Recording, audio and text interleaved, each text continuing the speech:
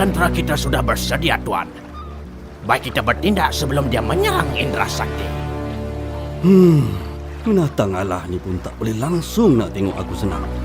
Ada je nak buat kacau kat sini.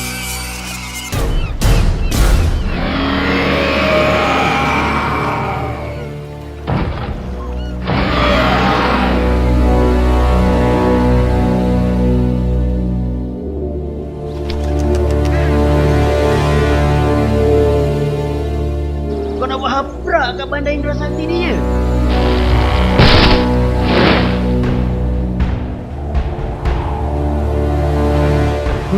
Terus, ya dia je lah yang selesaikan. Malas aku nak fikir. Wah lu! Bila apa benda? Tu poster wanted lah Dul. Dah, jangan hilang fokus. Sekali lagi aku nak tanya. Apa tujuan kita hari ni? Nak rompak bank, bos. Ha, tahu tak apa?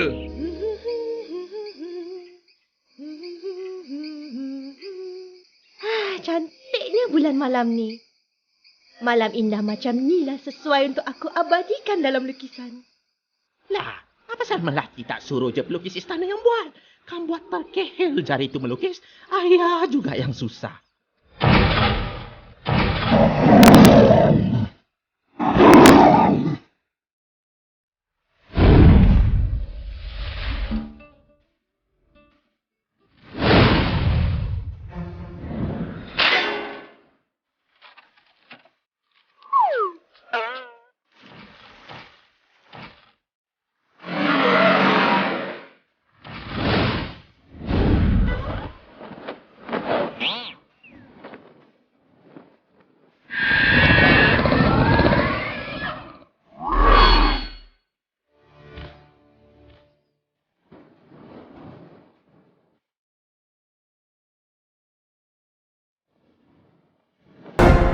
Awan genit?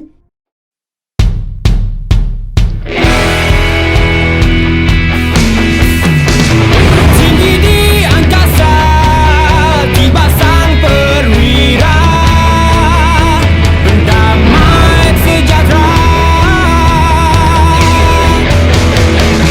Sahabat setia, gagah dan perkasa, legenda bangsa.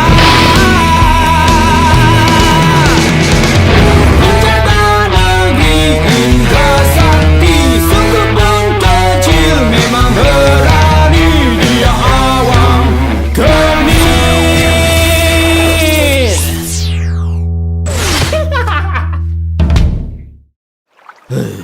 Buang masa aku je lah monster ni. Hampir